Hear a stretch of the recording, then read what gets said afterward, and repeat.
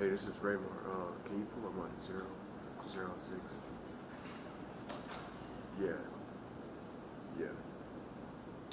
All right. Thanks. All right. Bye. So.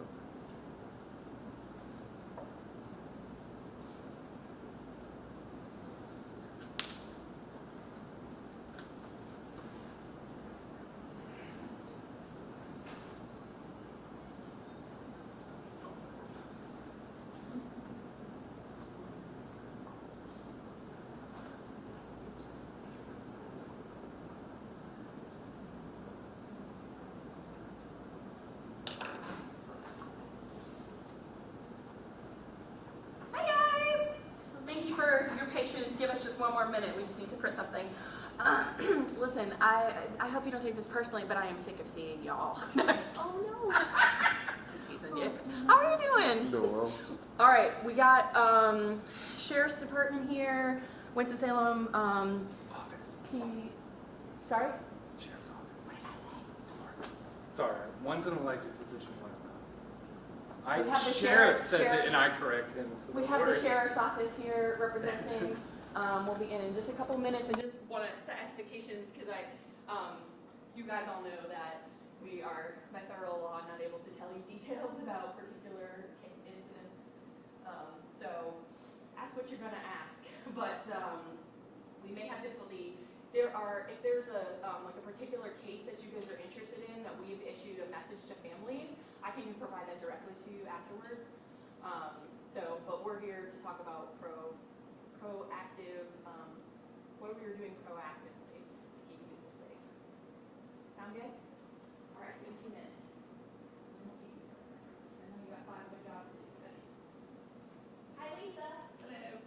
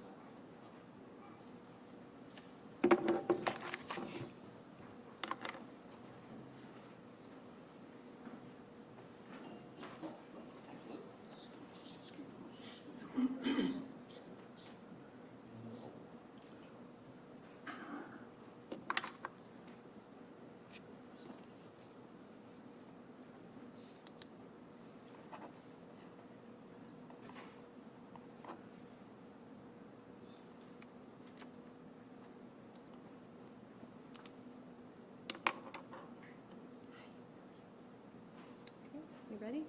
I'll wait for ready? Okay.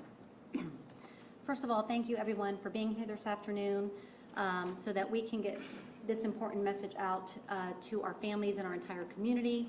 Thank you to all of our incredible law enforcement partners and our safety and security team who are working diligently to keep our students and our entire community safe on a daily basis.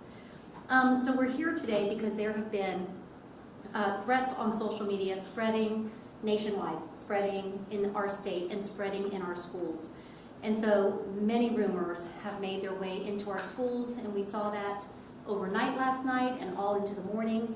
And these types of social media spreading of threats can honestly continue.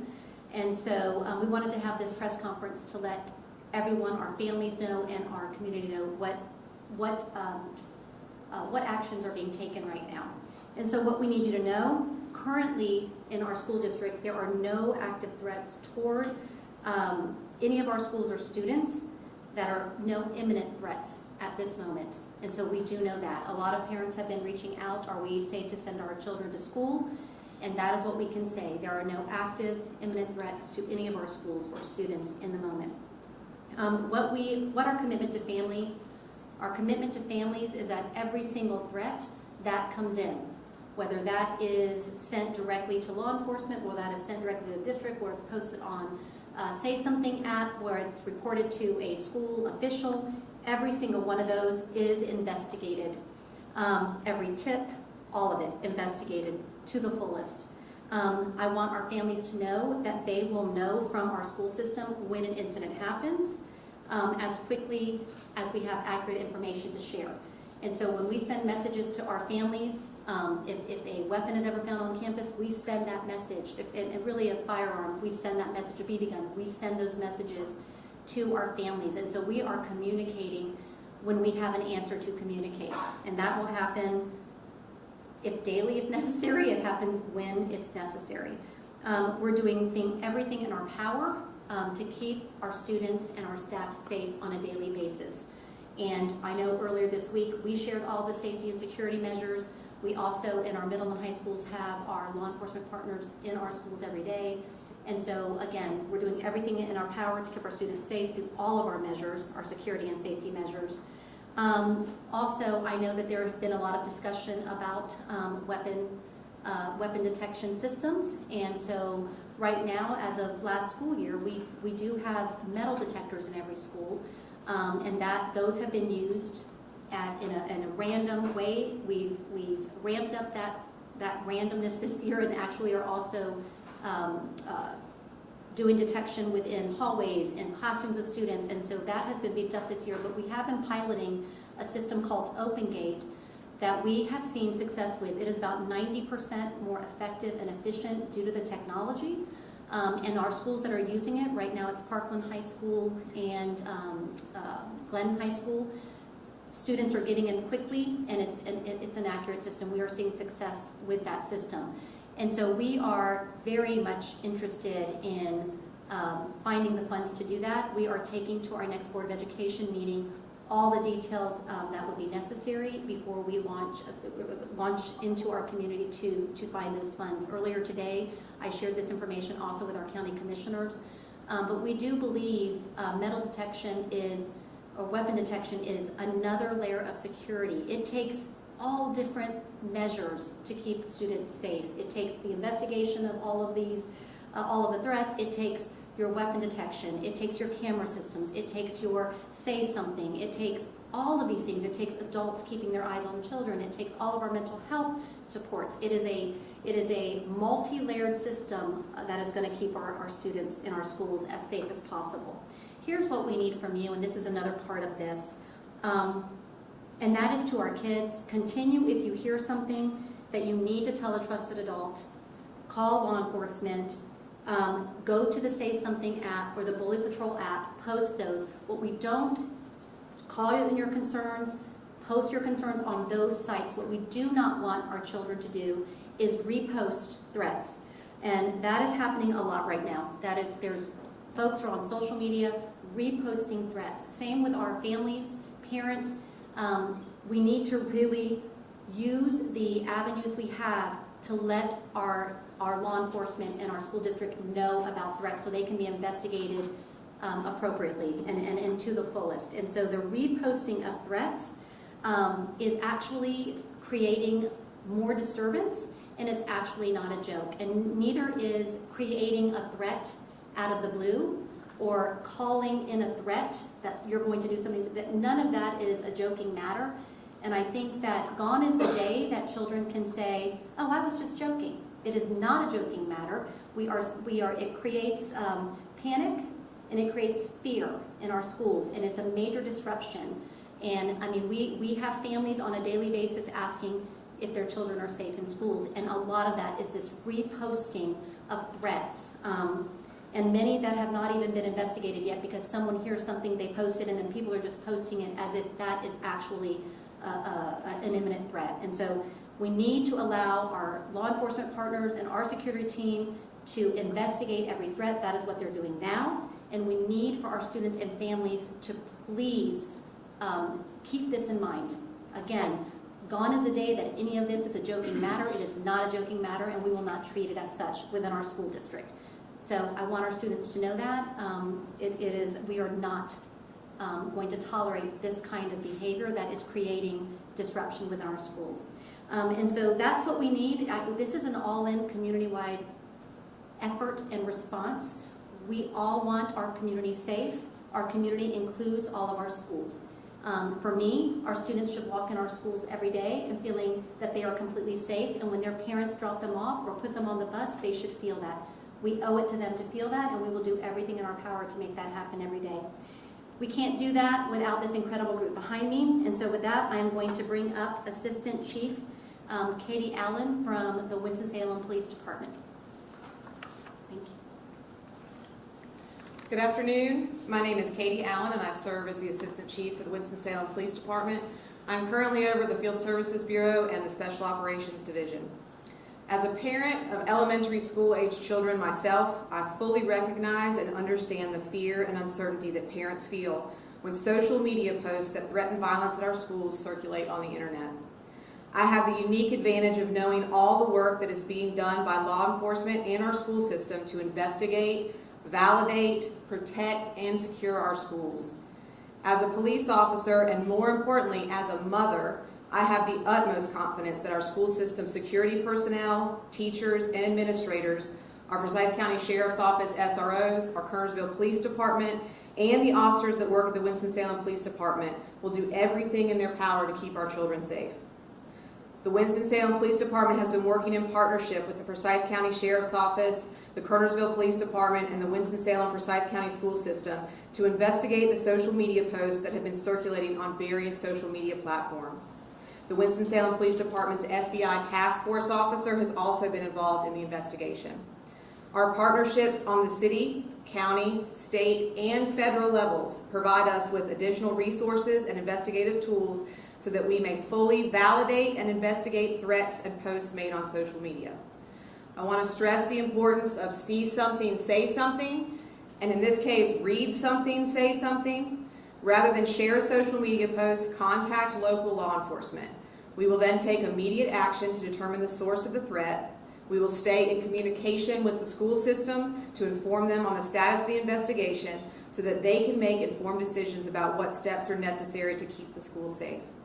Rest assured, we are dedicated to protecting the students in our city and our county. We want the parents to know that we take every threat very seriously. That being said, I'm going to turn it over to my literal partner in crime, Chief Deputy Henry Gray. Thank you. Good afternoon, Chief Deputy Henry Gray with the Forsyth County Sheriff's Office. Please know that as an agency, the Forsyth County Sheriff's Office has always took the stand that our stance on investigating any threat, credible or not, to its fullest. Just as the men and women that stand behind me, we are committed for fostering a safe learning environment for the students, teachers, faculties, and staff. We are invested in our children. We are here for the children. We are all in this together. So thank you for this opportunity. So at this time, we are going to open up to questions, and you can ask any questions of me, my team, or our partners, our law enforcement partners. Yes? Did the uptick in threats, did it seem to happen after the incident in Georgia? I'm going to ask a couple questions here. did it accelerate maybe overnight? And have you seen an increase in absences of students over Yeah. the last couple days? Yeah, so I will say, in talking to our Chief of Safety, Security, and Emergency Management this morning, whenever, and our law enforcement partners could probably answer this better than I can, but Jonathan felt that, when there has been a shooting anywhere in the country, that there is always following that an uptick. There's always following that more threats. I think that is true. We've seen that here as well, following other incidents that have happened across the country. As far as last night and what's causing that, I'm not 100% sure of what that is. I do know that yesterday something went out that was from our Department of Education with a lot of schools' names on it, and that is being reposted. And so that, I think, also caused a lot of fear last night, overnight, and into this morning. There were many schools listed on this threat. What I will say about attendance, I do know that yesterday, we were tracking attendance in a specific school, and there were students out at one of our schools that we've been working with around an incident. I don't know the attendance today. I need to get those numbers today to see what the threats of yesterday overnight, how they might have impacted today, but I will get that information. I am not sure about our attendance right now. Dr. Stokes, do you know by chance? No? Okay, we're going to check. Maybe before we're done here, we can report that. Does anybody want to say anything about that as well, with social media threats? You concur? Okay. Yes? What are you doing right now to address the concerns that parents are having about the schools and the district-wide code of conduct, and then things that are maybe considered lower discipline levels, like suspensions, in response to threats or empty threats to the building? Yeah, I think my biggest message about our code is that it is similar to any code of conduct around the country, meaning there is on the consequence matrix part, meaning you do this, these are options of what can happen. And there is a range, and there's a range because every situation is different. A kindergartner saying something to a friend is very different than, or saying something about how they're going to hurt their friend or something is very different than an 11th grader that has had shows online a social media post with a gun in the background. I mean, you're going to treat those things differently, and so there's a range. And our administrators have the ability to aggravate up or mitigate down because of the factors known. And so that is very important. But the other part of the code that is so important in this, that is different than just a traditional code of conduct with here's the consequence, here's the behavior, is that there are a lot of interventions that have to be put in place so that we can prevent these behaviors from happening in the first place.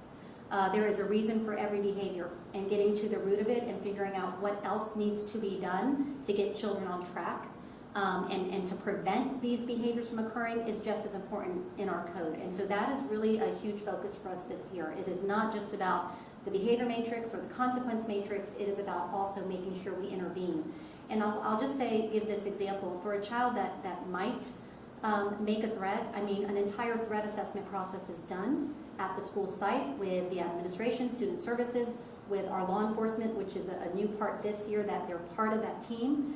And to be honest with you, there are so many things that can occur after that, from a safety plan. And safety plans are put in place, and some students are very much closely monitored and tracked because of safety plans put in place. So there are many layers. It is not just a cut and dry suspend or send to another location, because again, every situation is different.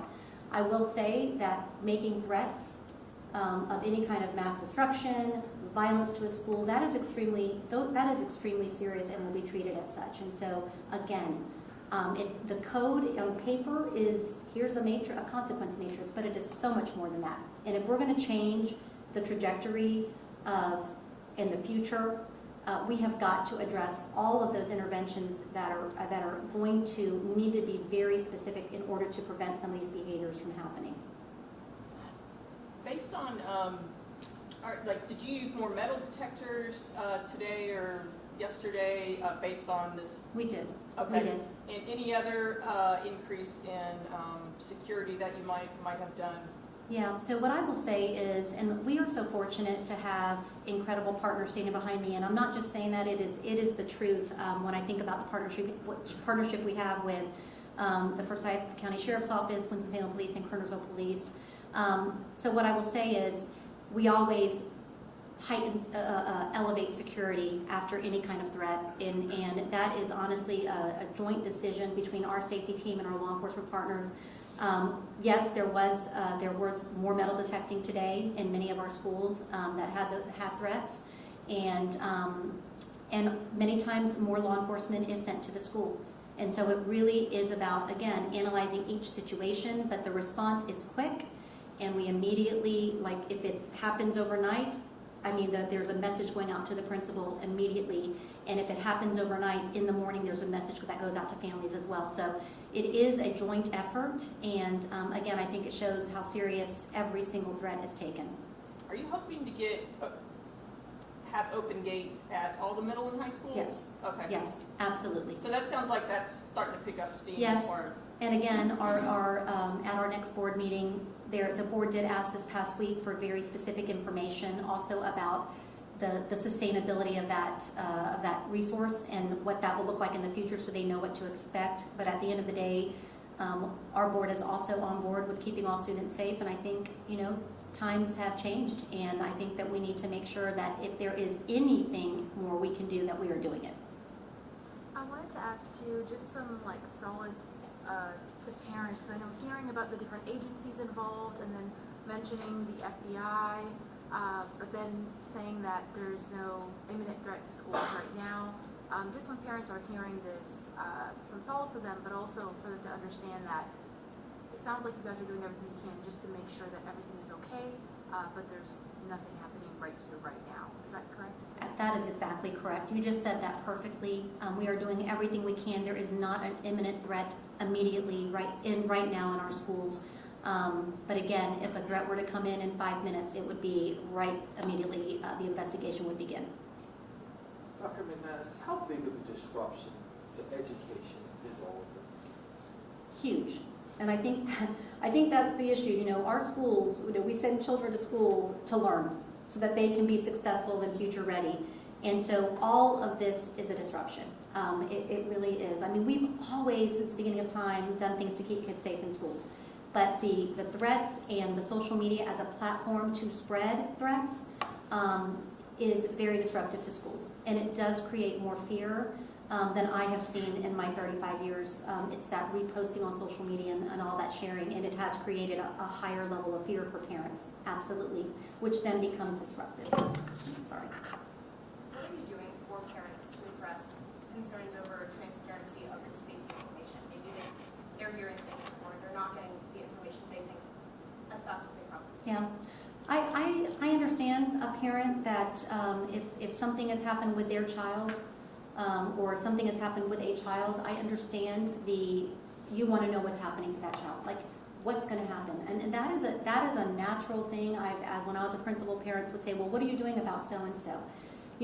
There are laws that protect children, FERPA laws, and so we cannot. I understand that might sound frustrating at times, but we cannot share specific information about a child, and a lot of times, when there is an active investigation and we say we can't share specifics because it is an active investigation, that is because it's an active investigation. And our law enforcement, I mean, I've heard that before from law enforcement. We are communicating as quickly and as much information as possible so that our parents know what is happening. And sometimes someone will say, well, that was vague. We are communicating what we can. But I do want our families to know if there was an imminent danger or threat on a campus and we are aware of it, we would give that information, we would do something different that day, they would know it. Anybody else? Yeah, I have more. Is there anything being done with principals, school resource officers, teachers, to address things like this? Is it getting addressed on a daily basis when there's a threat within the school, so that students know not to panic, or parents would hear from students not to panic? Absolutely. I mean, just this week, we sent in a team from our student services to work with students across one of our schools We met with parents to try to give them as much information as we could. That next day, our team was at the school meeting with kids to make sure they have a place where they can share any concerns they have. That is a normal process that we go through. As far as working with our building leaders, yes, there is regular expectation setting. I do know that Captain Ammons, who oversees our SROs, he and our Chief of Safety and Security meet regularly. This team now has a standing meeting regularly to discuss what messages do we need to get out to our schools. Anytime we analyze and say we need to do something different, that messaging and training goes out to our building leaders. There was a change we just made with interior doors and locking of them, and that has gone out to our schools. And as people say, well, what about this and what about this and have you thought about this? Our team goes in to analyze and assess, but we are changing. Anytime that we see that there is something that we can do different, we are analyzing it and putting it into motion. And when you take that approach, you are continuously having to train your leaders and your people. Our folks come together for training, and so I don't know, Captain Ammons, is there anything else you'd want to add about SROs, and as you all find anything else? No? Or No, ma'am. okay. I will just say this: they work together in partnership. Our communication lines between our SROs and our principal, it's continuous, just like it is between Captain Ammons and our team. It's continuous. And so yes, ongoing training. We do tabletop exercises. Our schools have to do drills for all of the things that we say, that all of these kind of incidents we do drills for, so that it becomes natural and you're not in the moment having to worry. You know what to do. And so it's a continuous improvement model.